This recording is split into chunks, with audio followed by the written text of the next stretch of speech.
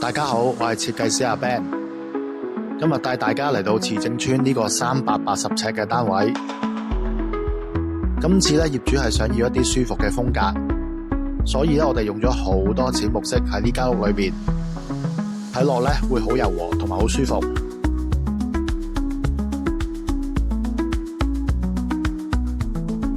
同時間咧佢要有2個房。